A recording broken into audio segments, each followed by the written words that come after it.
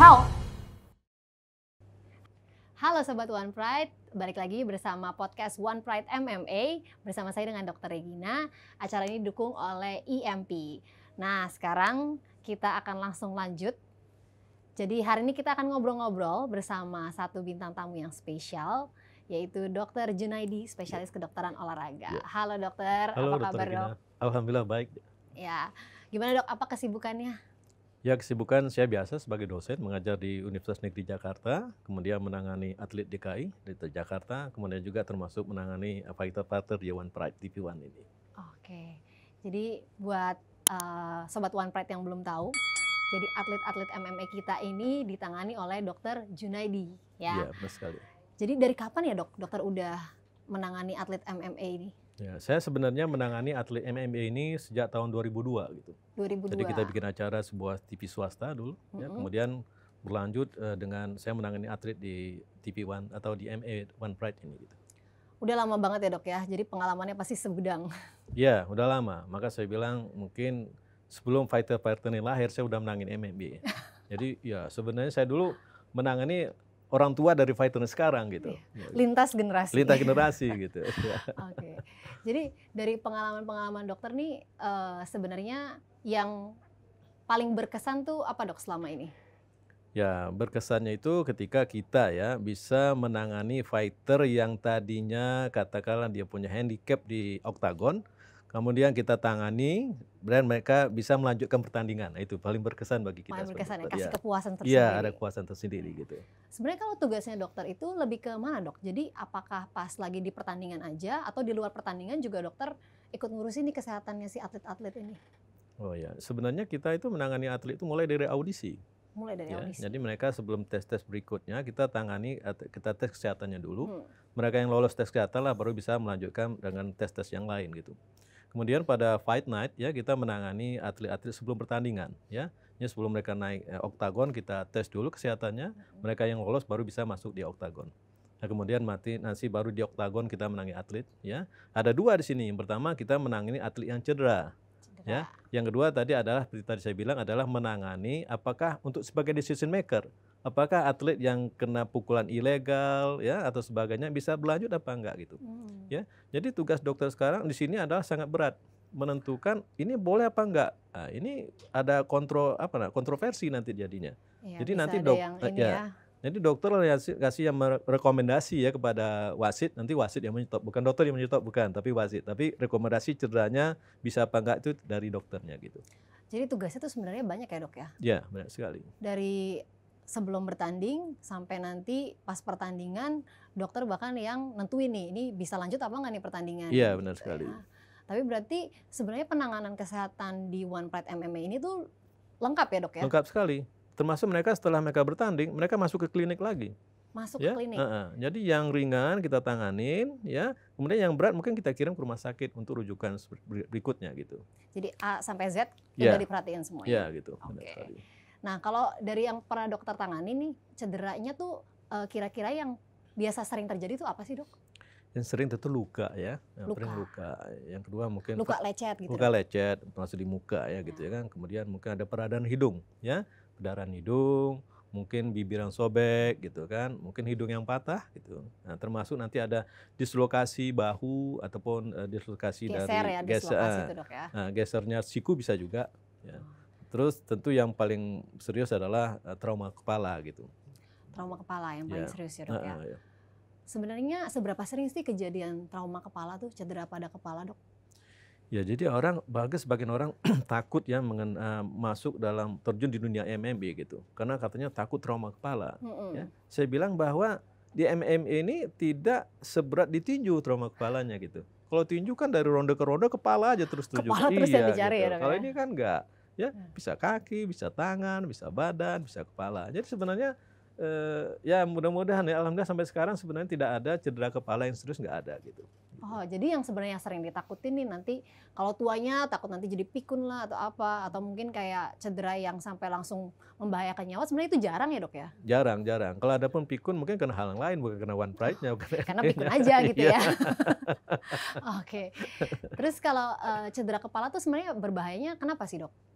Ya, gini ya. Jadi cedera kepala itu kan ada tindakan pukulan yang tendangan yang legal, ada yang ilegal gitu kan. Nah, selagi dia memukul yang legal, kenapa legal? Pukulan di kepala, bagian depan, ya kan? Yang ilegal itu kan bagian belakang. Nah, yang depan juga bahaya juga. Bahayanya apa? Kalau pukulan terlalu keras, ini bisa merusak otak. Dia bisa geger otak. Kalau itu keras lagi bisa koma dia. Jadi sebenarnya buat fighter-fighter ya yang kalau mau menjatuhkan lawan ya tanpa merusak kesan lawan, Membahayakan yang ya. membahayakan, pukulnya ada uppercut. Karena kalau uppercut itu terjadi bouncing, kepala otak bergoyang gitu. Nah ini nanti orangnya akan KO, ya, dia mengalami gegar otak ringan. Ini hanya fungsional yang rusak, jadi bukan organik. Jadi walaupun dia KO entah 1 menit, 2 menit, 3 menit, tanpa mengganggu otaknya gitu. Oh gitu. Jadi kalau bisa atlet-atlet ini juga paham ya dok Iya ya, benar supaya sekali. kalaupun dia menang tapi jangan sampai ngebahayain Bahaya lawannya. lawannya ya benar sekali Oke. gitu. Jadi tadi kalau dari yang dokter bilang kan ada pukulan tuh yang membahayakan, ada yang enggak, Iya, ada yang legal, ada yang ilegal iya ya dok benar ya. sekali. Ya. Nah kalau misalkan pas lagi pertandingan tuh gimana caranya dokter bedain nih? Ya, pertama tentu kalau kita kan bicara mana legal ya. Kalau legal itu kan depan kepala ya, bagian kepala, Kelihatan ya bagian dok depan ya. kelihatan. Nanti kita tes apakah dia mengalami gegar otak ringan atau memang kontusio gitu. Kalau gegar otak ringan tadi saya bilang bouncing, pukulan di ya uppercut, ini otaknya akan goyang, ini orang akan pingsan ini, akan hilang kesadaran. Ya, tapi hanya sebentar. Nah, makanya banyak atlet itu menyalahkan juri. Ya, karena waktu dia uppercut, dia itu langsung blank, ya mungkin 5 detik, kemudian disadar lagi. Kok tiba-tiba bel udah bunyi gitu. Dia marah, kok gue masih sehat-sehat kok. Dia ngerasanya bisa lanjutin. Tadi gue bilang, lu tadi gue udah terus mati lo gitu kan. Jangan nyalin wasit, gue bilang gitu. Dia protes kadang-kadang di saya kan. Saya bilang enggak benar tuh wasit gitu. Nah, jadi itu tadi. Tapi kalau misalnya pukul di kepala, ya kalau ringan itu bisa seperti tadi, tidak mengganggu otak gitu. Tapi kalau keras itu bisa membahayakan. Nanti kita bisa lihat kesadarannya dari refleks pupilnya bisa, oh ini maka kita pakai senter kan, selalu senternya. Jadi senter itu bukan kalau lagi mati lampu ya dok? Bukan mati lampu, bukan. Ya, terus kita lihat dia, oh ternyata misalnya ada kelainan di mata, berarti kita oh ini ada kelainan di otak. Berarti pertandingan tidak boleh diteruskan gitu. Jadi sangat penting sekali untuk senter tuh nyawa bagi atlet itu. Gitu. Kalau misalkan dokter ngelihat nih, berarti dari pas di center itu udah ada yang nggak seimbang si pupilnya, itu langsung dihentiin berarti? Iya, kita kasih rekomendasi sama wasit. Wah udah bahaya, jangan diterusin, bahaya nanti ini koma nanti gitu. Nah, tapi ada nggak pengalaman dok, misalkan pas lagi ngebedain itu ternyata atletnya ini sebenarnya masih bisa tapi dianya nggak mau lanjutin, atau atletnya itu memang ya mungkin pura-pura aduh udah nggak kuat lagi atau kayak. Maka saya bilang tadi kan, jadi sebelum atlet MMA ini lahir saya udah di sini gitu. Jadi jangan bohongin saya gitu. Nggak bisa bohong. Nggak bisa. Ya misalnya dipukul head kepala kan, tiba-tiba dia goyang. Saya bisikin, kepalamu di depan yang kena, kenapa kakimu bisa goyang gitu. Gitu ya. Main terus gitu kan gitu. Kita tahu, kita bukan kejam, bukan bandel, tapi kita meneruskan pertandingan tuh kita lakukan ini safety. Jadi tidak membahayakan. Cuma dia ngibul kita aja gitu. Sering nggak tuh dok yang ngibul? Ya sering. Ya sering ya? Ini ya, sering. Makanya sebenarnya kalau menangani cedera itu mungkin dokter-dokter masih semua bisa lah ya, junior bisa. Tapi kalau ini nggak bisa ya. Ini harus dokter yang ya mungkin jam terbang udah tinggi ya. Kalau nggak gampang dikibulin sama fighter-fighter. Mesti punya pengalaman ya. Iya, karena kalau sekali. Enggak kita mungkin ngelihat orang jatuh udah panik duluan, beneran nggak nih atau bahaya nggak nih gitu ya dok ya. Benar ya. Tapi kalau untuk pas pertandingan gitu dok, biasanya kalau dokter ketemu sama atlet yang cedera kepala, itu tindakannya mesti ngapain tuh dok? Ya pertama tentu kita ABC ya. Jadi kalau memang dia sering begini, jadi kadang-kadang saya tuh pernah berguling-guling itu sama atletnya. Kenapa? Tadi dia nggak sadar, tiba-tiba dia sadar dia bangun dia. Dia bangun kita nggak siap posisi gitu kan. Kita ikut terguling-guling, maka kita hati-hati. Nah, jadi sebenarnya kita lihat ya adalah kesadarannya. Ya kan? Kesadarannya nanti baru kita lihat refleks pupilnya. Kita membedakan apakah ini bahaya apa enggak, kemudian nanti kalau dia tidak bisa bertanding lagi ya kita ABC-nya, kita lihat pernapasannya gitu kan, kita lihat jantungnya, oke kita lanjutkan dengan perawatan di kliniknya berikutnya gitu. Jadi pertama lihat dulu ini bahaya atau enggak, ya, benar. Tapi penanganan selanjutnya pasti kita lakukannya itu di belakang ya? Ya di belakang semuanya ya. Gitu. Nah terus kalau setelah udah selesai nih pertandingan, biasanya abis itu tindakan lanjutannya lagi apa tuh dok? Buat si atlet ini? Nah, mereka kan habis pertandingan ada pemeriksaan kesehatan setelah pertandingan gitu. Pemeriksaan kesehatan setelah pertandingan. Kemudian tadi kalau memang yang berat kita kirim ke rumah sakit ya. Terus yang ringan kita tangani di klinik, semuanya harus tanda tangan. Jadi jangan atlet nanti mungkin kita ada shock jaringan ya, ketika mereka habis bertanding adrenalin masih naik, ya ada kerusakan atau sakit-sakit nggak berasa gitu. Nanti berasa besok gitu. Sering tuh dok kayak ya gitu. Kan, ya kan? Nanti dia telepon kita, ini dokternya nggak profesional nih gitu ya. Kita sakit dibiarin lah. Kemarin lu diam aja. Gue tanya, lu kemarin sakit aman dok, aman semuanya. Kok sekarang baru bilang nggak aman? Bikin tanda tangan. Ya kan, tanda tangan nanti nih, lu udah tanda tangan ya ngomong apa lagi gitu kan gitu. Tapi sebenarnya kalau yang kayak gitu relatif nggak bahaya lah ya dok, karena kan kejadiannya baru besoknya. Iya. Kecuali kalau misalkan memang bahaya pasti kelihatan langsung pada saat itu. Ya, jadi begini, kita ini maka saya bilang saya dan teman-teman dokter saya ya itu selama pertandingan di Fight Night itu kita tidak boleh meleng. Kita harus lihat atletnya bertanding. Ya, kita lihat tadi.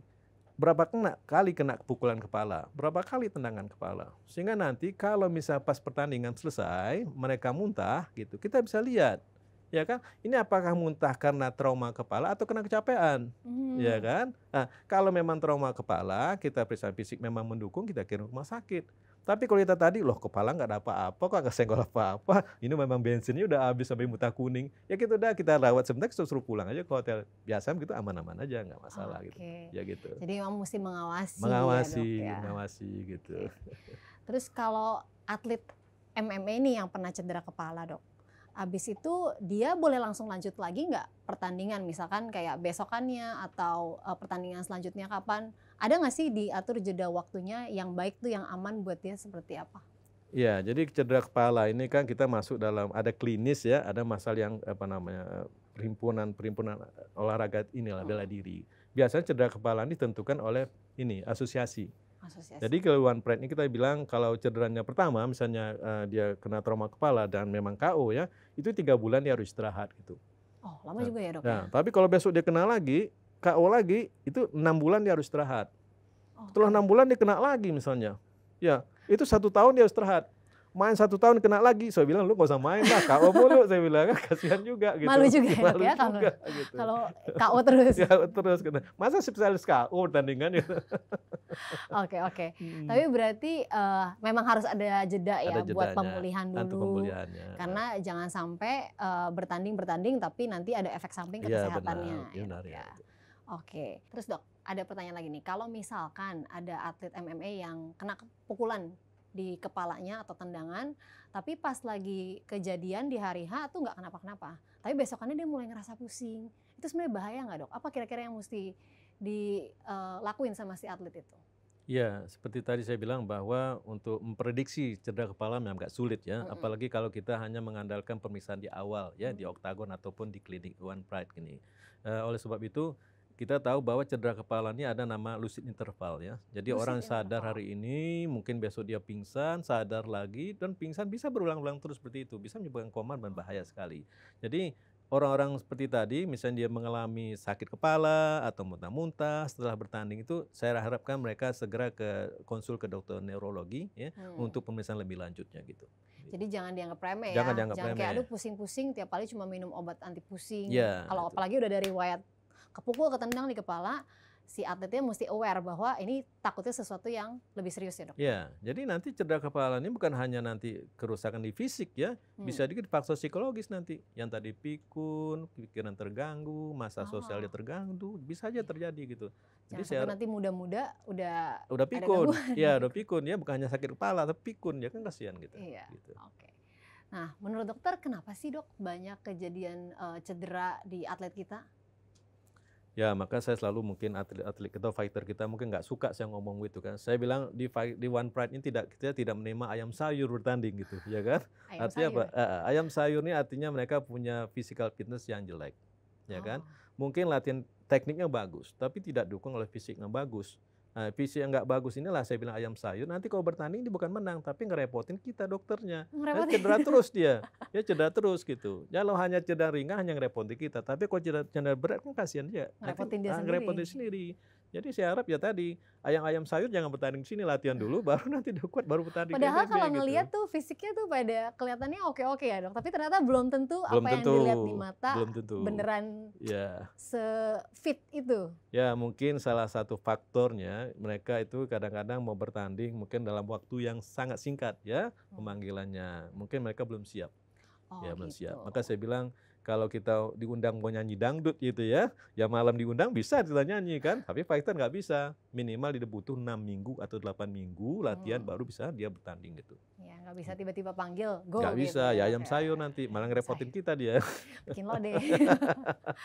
Oke, ya mungkin sekian dulu kita ngobrol-ngobrolnya sama Dokter Junaidi. Tapi sebelum selesai, kita mau minta sedikit tips nih buat para atlet-atlet MMA atau mungkin para sobat One Pride yang suka juga sama MMA, mungkin mereka ikut sendiri latihan.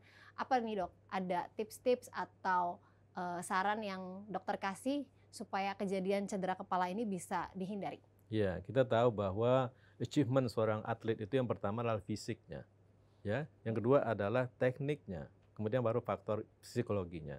Jadi fighter yang mau bertanding One Pride-nya harus mempersiapkan fisiknya. Jadi fisik yang prima lah yang akan ya, menang di bertanding di One Pride ini. Yang kedua adalah lakukan latihan teknik yang baik ya supaya nanti menangnya tidak membahayakan atau mencederakan oponen kita. Saya rasa seperti itu. Oke, terima kasih Dokter Junaidi. Thank you banget buat Ya, waktunya sama-sama, dan semoga ini bermanfaat buat para sobat One Pride, Amin. buat para atlet-atlet MMA. Oke, sekian sobat One Pride buat acara podcast kita hari ini. Terima kasih buat Dokter Junaidi untuk waktunya. Semoga acara ini ya tadi share-share kita bisa bermanfaat buat atlet-atlet MMA, buat sobat One Pride juga yang mungkin suka melakukan MMA ya. Sampai jumpa lagi di episode berikutnya. One Pride untuk Indonesia.